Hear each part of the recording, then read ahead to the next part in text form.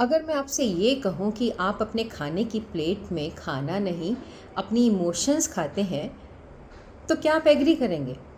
चलिए एक एक्सपेरिमेंट करते हैं। इमेजिन कीजिए कि आपके एक हाथ में मोदक है और आपके दूसरे हाथ में करेला है।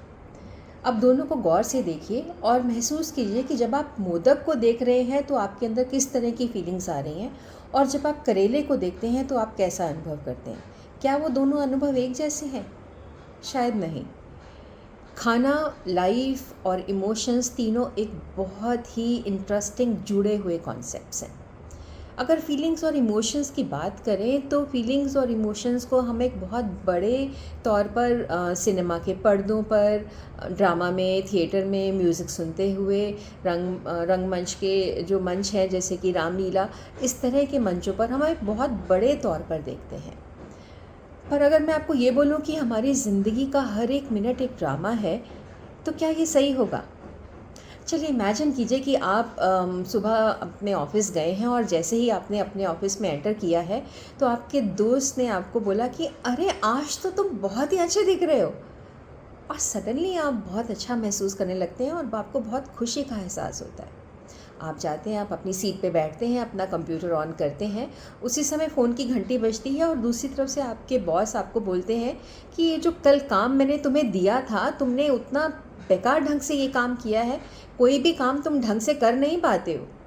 तो सडनली वो जो खुशी का गुब्बारा था वो फूट जाता है और आप बहुत ही गुस्सा और निराशा का अनुभव करते हैं। तो जो ये ज़िंदगी है, ये हमारी, अगर हम इसको थोड़ा बाहर निकल के देखें तो हम ये समझेंगे कि हमारी ज़िंदगी का हर मिनट एक ड्रामा है और एक नाटक है। इसके बारे में गुरु नानक देव ने बहुत ही सुंदर लफ्ज़ों में कहा है कि the world is a drama staged in a dream. ज़िंदगी एक नाटक है जिसको स्वप्न में मंचित किया गया है।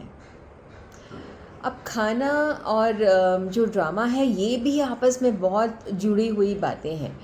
अब इमेजिन कीजिए कि आपने किसी को, आप किसी के साथ रिश्ता बनाना चाहते हैं, किसी के साथ दोस्ती करना चाहते हैं, तो आप क्या करते हैं? आप उनको अपने घर में खाने पर, डिनर पर इनवाइट करते हैं। आप अपने दोस्तों के साथ अच्छा टाइम स्पेंड करना चाहते हैं तो आप सबकी पसंद का खाना ऑर्डर करते हैं। कोई बिज़नेस डील करनी है तो हाई टीज़ और डिनर, ये सब आम बातें हैं। तो खाना हमारी ज़िंदगी के हर एक मोमेंट का एक इम्पॉर्टेंट इंस्ट्रूमेंट, इम्पॉर्टेंट पार्ट है, और जो फीलिंग्स और इमोशंस हैं वो उसके साथ बहुत गहरे जुड़े हुए हैं। क्या आप अपने खाने के पहले अनुभव के ड्रामे को जानते हैं? चलिए बताती हूँ। आपका खाने के साथ पहला इंट्रोडक्शन, जो पहला परिचय हुआ, वो आपके माँ के दूध के रूप में हुआ।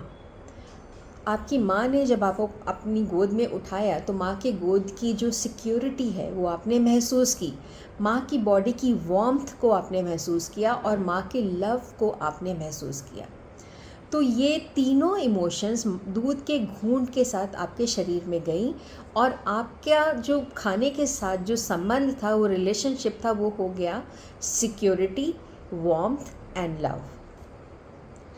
आप जानते हैं एक डोनाल्ड विनीकॉट करके बहुत ही फेमस साइको एनालिस्ट हैं, जिन्होंने एक थ्योरी दिया गुड इनफ मदर का। उन्होंने बोला कि जो माएँ अपने छोटे बच्चों को जिस तरह से वो उठाती हैं, वो उनकी पकड़ का जो सख्तपन या जिस नरमी से वो उठाती हैं, वो बच्चों के फ्यूचर में उनके मेंटल हेल्थ पे बहुत इम्पैक्ट करता है। जो माएँ अपनी बच्चों को बहुत सख्ती से उठाती हैं, झटके से उठाती हैं, ऐसे बच्चे बहुत ही एंग्शियस और इनसिक्योर होते हैं, कंपेयर टू वो बच्चे जिनकी माँ उनको बहुत प्यार से, धीरे से और बहुत केयर के साथ हैंडल करती हैं।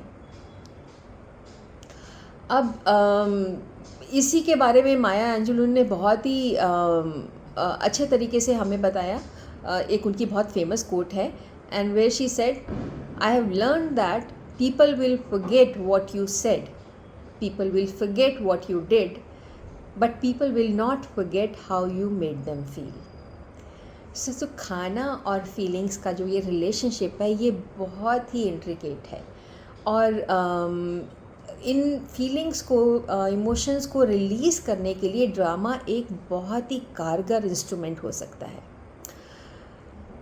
क्या आप सहमत होंगे अगर मैं ये कहूँगी कि अगर हम हील विदाउट मेडिकेशन की बात करें तो ड्रामा उसमें एक बहुत मेजर रोल प्ले कर सकता है।